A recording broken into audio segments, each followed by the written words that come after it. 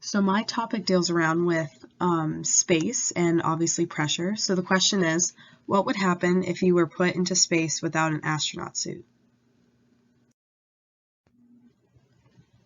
So of course, when we talk about space, we got to talk about pressure. So pressure on Earth is created when the gravitational force from the Earth is pulling down on the air in our atmosphere.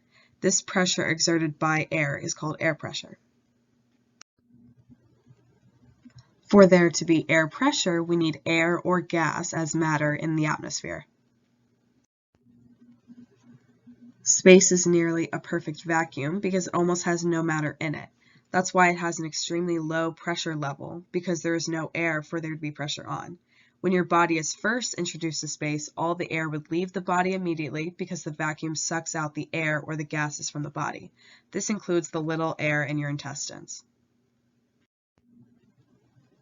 It would take about 10 to 15 seconds before you begin to pass out. This is the amount of time it takes for the brain to receive air from the lungs, so no air means the brain cannot receive oxygen. Remember, there is no air for you to breathe in while you're in space. The blood in your organs, veins, and arteries would stay in the body because these types of matter are in an enclosed system, so they are not directly exposed to the vacuum of space. The blood is enclosed in the circulatory system. With there being no pressure in the vacuum of space, the blood vessels in your eyes and any blood vessels near your skin surface would burst open and break because any type of matter, such as the liquid blood, that is not strongly encapsulated will be sucked out by the vacuum of space.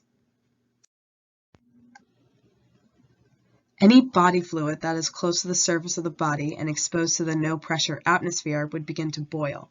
As the pressure decreases, the boiling point for that liquid also decreases.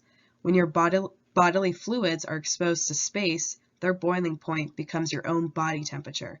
Your saliva would be boiling as you suffocate.